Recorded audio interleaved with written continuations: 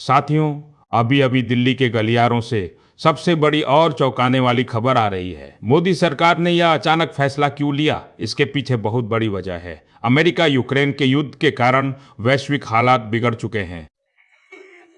मोदी जी नहीं चाहते कि लॉकडाउन लगने के बाद मेरा देश का बुजुर्ग दाने दाने को तरसे, ताकि पेंशनर साथी वक्त रहते अपना राशन और जरूरत का सामान स्टॉक कर सके। सूत्रों के अनुसार वित्त मंत्रालय ने सभी बैंकों को निर्देश दे दिया है कि शनिवार और रविवार को ही सारी डिजिटल तैयारी पूरी कर ली जाए। अशोक रावत जी और नैसी की टीम ने भी इस फैसले का स्वागत किया है।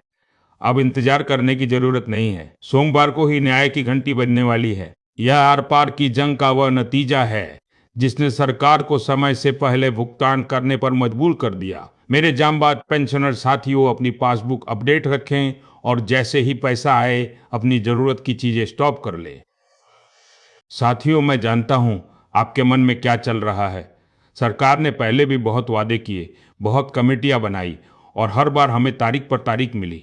आप सोच रहे होंगे कि क्या यह भी वैसा ही एक वादा है? बिल्कुल नहीं। पुराने वादों को भूल जाइए, क्योंकि अब सरकार इच्छा से नहीं बल्कि मजबूरी में पैसा दे रही है। अब कोई जुमला नहीं चलेगा, क्योंकि वक्त बदल चुका है और हालात बेकाबू हो चुके हैं। एक तरफ कमांडर अशोक रावत जी और एनएससी का वह प्रचंड प्रेशर है जिसने दिल्ली को हिलाकर रख दिया, और दूसरी तरफ दुनिया में छिड़ी भयंकर लड़ाई, अमेरिका, इजराइल, यूक्रेन ने भारत की चिंता बढ़ा दी है। अंतर्राष्ट्रीय दबाव इतना है कि महंगाई बेकाबू हो रही है और देश में लॉकडाउन लगाने जैसे हालात पैदा हो गए हैं। सरकार जानती है कि अगर बिना पैसे के लॉकडाउन लगा तो करोड़ों बुजुर्गों का गुस्सा ज्वालामुखी बनकर फटेगा। रफ्तार से समझिए इस इमरजेंसी को। यह सरकार का कोई एहसान नहीं, बल्कि उनकी मजबूरी है कि वह आपको सबंध सौडिये और 15 साल का एरियर वक्त से पहले दे, ताकि आप राशन और अपनी दवाइयां स्टॉक कर सके। अब लड़ाई आर पार की चरम सीमा पर है। साथियों, मेरी बात को हल्के में मत लीजिए। प्रधानमंत्री नरेंद्र मोदी की तरफ से हाल ही में एक बहुत बड़ा संकेत दिया गया है। ईपीएस 29 पेंशनर्स के खातों में 56 सरप्लस दिए आने वाला है, और यही बात सुनते ही पूरे देश में उम्मीदों की लहर दौड़ गई। लेकिन सवाल वही पुराना है, क्या ये सच में होने वाला है, या फिर यह भी उन्हीं खोखले वादों की लिस्ट में जुड़ जाएगा जो हर बार किसी बड़ी तारीख से पहले किए जाते हैं। सूत्रों की माने तो सरकार के अंदर बैठकों का दौर चला है, फाइलें आगे बढ़ी है और कहा जा रहा है कि फैसला लगभग तय है। लेकिन दूसरी तरफ वही सिस्टम है जिसने पहले भी आखिरी वक्त पर सब कुछ टाल दिया था और पेंशनर्स को सिर्फ भरोसे का सहारा देकर घर भेज दिया था। इसी बीच अशोक रावत का नाम फिर से चर्चा में है, क्योंकि दावा किया जा रहा है कि उनकी सारी मांगें मान ली गई हैं और सरकार अब पीछे हटने की हालत में नहीं है। लेकिन यहीं से सस्पेंस शुरू होता है, क्योंकि अशोक रावत खुद पहले भी साफ कह चुके हैं कि जब तक पैसा खाते में नहीं आता तब तक किसी भी ऐलान पर भरोसा नहीं किया जाएगा, और अगर भी सिर्फ बया हुई तो आंदोलन एक बार फिर सड़कों पर होगा, और इस बार पहले से ज्यादा तेज होगा। दिलचस्प बात यह है कि सोशल मीडिया पर वायरल हो रही खबरें कुछ और ही कहानी बता रही है। कहीं लिखा जा रहा है कि 56 प्लस डीए फाइनल है, तो कहीं कहा जा रहा है कि सिर्फ कुछ पेंशनर्स को ही फायदा मिलेगा, और कहीं यह भी दावा किया जा रहा है। और यही भ्रम, वही पुरानी रणनीति लगती है जिसमें उम्मीद जिंदा रखो लेकिन फैसला टालते रहो। अब पेंशनर्स के मन में एक ही डर बैठा है कि कहीं ऐसा ना हो बयान जारी हो जाए और अंत में वही 11,500 वाला मैसेज मोबाइल पर चमक जाए, क्योंकि ऐसा पहले भी हो चुका है। और इसी वजह से आज एपीएस 25 पेंशनर्स खुशी मनाने से पहले डर रहे हैं। उन्हें याद है हर वो तारीख जब कहा गया था अब की बार पेंशन बढ़ेगी, लेकिन हर बार सिर्फ तारीख बनेंगे या फिर यह भी एक और राजनीतिक जुमला साबित होगा। क्योंकि जब तक खाते में 5600 प्लस डीए नहीं आता, तब तक हर खबर, हर दावा और हर संकेत सिर्फ एक अधूरा वादा ही माना जाएगा।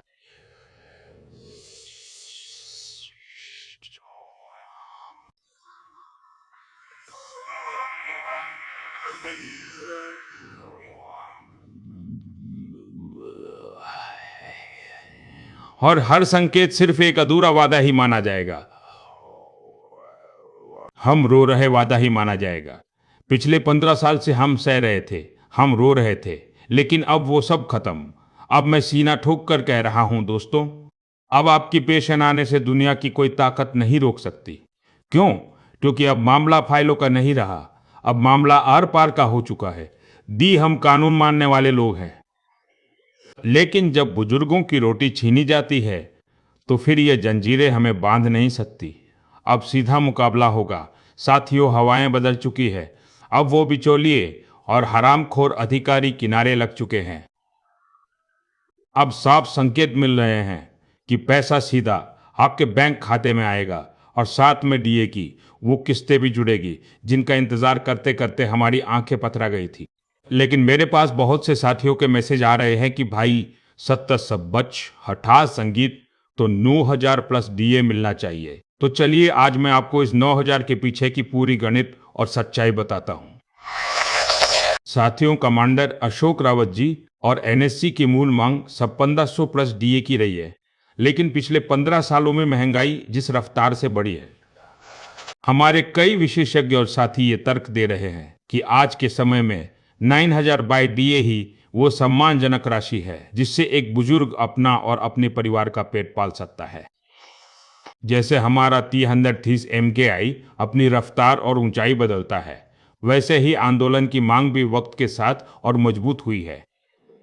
राफेल अब दिल्ली में लैंड कर चुका है और अब मेज पर 9 लाख की चर्चा भी जोर पकड़ रही है। भाइयों, क्या सरकार 9 लाख पर राजी होगी? क्या श्याम बब्बर शेर अशोक रावत जी इसी चैनल पर इस नई मांग पर कोई बड़ा धमाका करेंगे?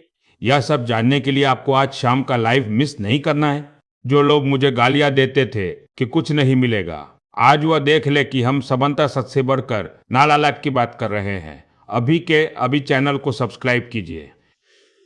आपका सब्सक्राइब करना उस दबाव को बढ़ाएगा जो दिल्ली के तख्त पर 9,000 के लिए जरूरी है। इस वीडियो को राफेल की रफ्तार से हर पेंशन भोगी के पास भेजो।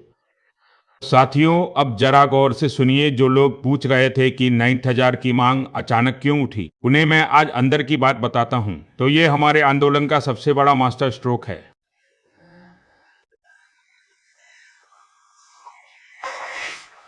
अगर हम आज 20,000 प्लस डीए की हुंकार भरेंगे, तभी तो सरकार मजबूरी में आकर कम से कम 5,400 प्लस डीए तुरंत लागू करेगी।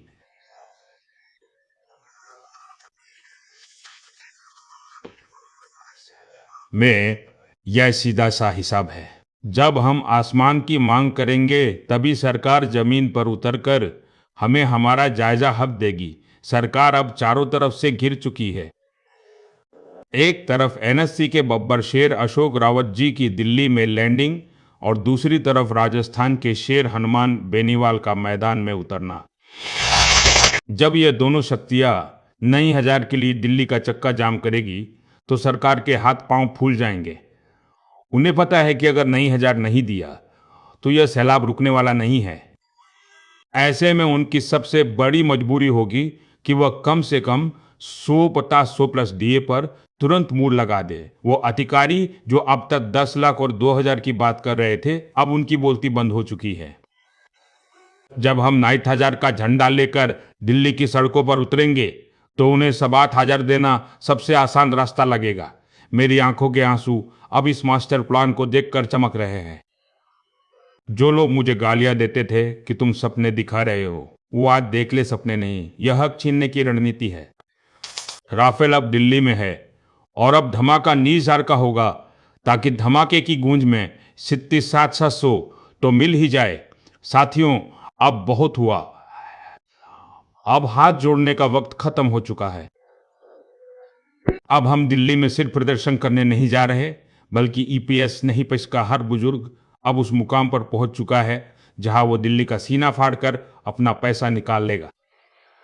हमारे कमांडर अशोक रावत जी ने वह चक्रव्यूह तैयार कर लिया है जिससे बचना अब उन हरामखोर अधिकारियों और बिचौलियों के बस की बात नहीं है। अब पैसा मेज पर नहीं, हमारे हक के जोर पर निकलेगा। अशोक जी की यह रणनीति अब दिल्ली के उस सिस्टम को फाड़ देगी जिसने 15 साल से हमारी फाइलें दबा रखी है। राजस्थान का शेर हनुमान बेनीवाल भी अब इसी दहाड़ में शामिल हो चुका है। जीटी रोड के तोड़ टूटेंगे, बैरिकेड्स बिखरेंगे और दिल्ली के उन ऊंचे दरवाजों को अब झुकना ही पड़ेगा। तब अब लैंड कर चुका है, बस उस तिजोरी को खोलने की बारी है जिसमें हमारा 70% प्लस डीए कैद है। साथियों, अब विनय और प्रार्थना का समय बीत चुका है। 15 साल हमने हाथ जोड़ लिए, अब बारी हाथ खोलने की है। अब हम दिल्ली में सिर्फ ज्ञापन देने नहीं जा रहे, बल्कि अब तो सरकार की छाती पर मूंग डलने की तैयारी है। जब तक हमारे खातों में 700 प्लस डीए की मोहर नहीं लग जाती, तब तक ईपीएस नब्बास का हर बुजुर्ग दिल्ली की सड़कों पर अपना डेरा जमाए रखेगा। अब हम उनकी आंखों में आंखें डालकर अपना हिसाब मांगेंगे। वो लोग जो मुझे गालियां देते थे, जो कहते थे कि बुजुर्ग कुछ नहीं कर पाएंगे, आज देख लो, आज ये हुजूम दिल्ली की छाती पर मूंग डलने के लिए तैयार है। मेरी आंखों के आंसू अब वो पत्थर बन चुके हैं जो आपके झूठ के शीश महल को चकनाचूर कर देंगे। गालियां देने वालों, तुम्हारी नफरत अब हमारी इस चट्टानी एकता के आगे घुटने टेकेगी। आज शाम इसी चैनल पर अशोक रावत जी लाइव आकर बताएंगे कि दिल्ली में मूंग डलने का असली प्लान क्या है। साथियों, अभी अभी दिल्ली के सत्ता के गलियारों से एक बहुत बड़ी खबर निकल कर आ रही है। सूत्रों के हवाले से पता चला है कि ईपीएस नपच पेंशन के मुद्दे पर एक हाई लेवल मीटिंग बुलाई गई है। जी हां, आपने सही सुना। अब यह मामला ठंडे बस्ते में नहीं है। हमारे आंदोलन के दबाव और राजस्थान के शेर हनुमान बेनीवाल की अहंकार ने सरकार को मजबूर कर दिया है कि वह बंद कमरों में बैठकर अब सब 50 प्लस डीए पर अंतिम फैसला ले। कमांडर अशोक रावत जी की टीम इस हाई लेवल मीटिंग की पल पल की रिपोर्ट ले रही है। उन हरामखोर अधिकारियों को अब समझ आ गया है कि अगर इस मीटिंग में कोई ठोस नतीजा नहीं निकला तो फिर दिल्ली की सड़कों पर जो सैलाब आएगा उसे संभालना नामुमकिन होगा। राफेल अब दिल्ली के आसमान में मंडरा रहा है और अब सीधा प्रहार उन लोगों पर होगा जो हमारी पेंशन की फाइल दबाकर बैठे थे। यह जो हाई लेवल मीटिंग हो रही है, यह हमारी उस एकता का नतीजा है जहां हमने कहा था कि अब हम सरकार की छाती पर मूंग दलेंगे। उन्हें पता है कि हनुमान बेनीवाल और अशोक रावत की जोड़ी अब समझौता नहीं, सीधा समाधान मांग रही है। मेरी आंखों के आंसू आज उन बुजुर्गों की जीत की दुआ बन चुके हैं जिन्होंने 15 साल इंतजार किया। जो लोग मुझे गालियां देते थे कि मीटिंग मीटिंग सब दिखावा है, वह आज शाम इसी चैनल पर आकर देख ले कि इस मीटिंग का असली कच्चा चिट्ठा क्या है। साथियों, आपने देखा होगा कि जब बड़े बड़े पूंजीपतियों की बात होती है तो यह गोदी मीडिया दिन रात एक कर देता है, लेकिन जब करोड़ों ईपीएस 9.5 बुजुर्गों के हक की बात आती है, जब 15 साल के संघर्ष की बात आती है, तो इनके कैमरों की लाइट बंद हो जाती है और इनकी जुबान पर ताले लग जाते हैं। यह गोदी मीडिया आपको कभी सच नहीं दिखाएगा क्योंकि इन्हें विज्ञापन प्यारे हैं। हमारे बुजुर्गों के आंसू नहीं, लेकिन सुन लो, अब हम इनके मोहताज नहीं हैं। आज मैं इस मंच से ऐलान करता हूं, अगर वह सच नहीं दिखाएंगे तो हम दिखाएंगे। अब कलम भी हमारी होगी और स्याही भी हमारी होगी। हमारा यह डिजिटल प्लेटफॉर्म ही अब संसद की आवाज बनेगा।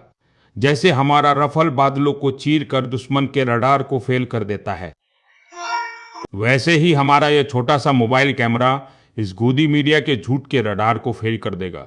हर पेंशन भोगी एक पत्रकार है, हर घर एक न्यूज चैनल है। राफेल दिल्ली के आसमान में नहीं, बल्कि आपके हाथ के इस मोबाइल में है।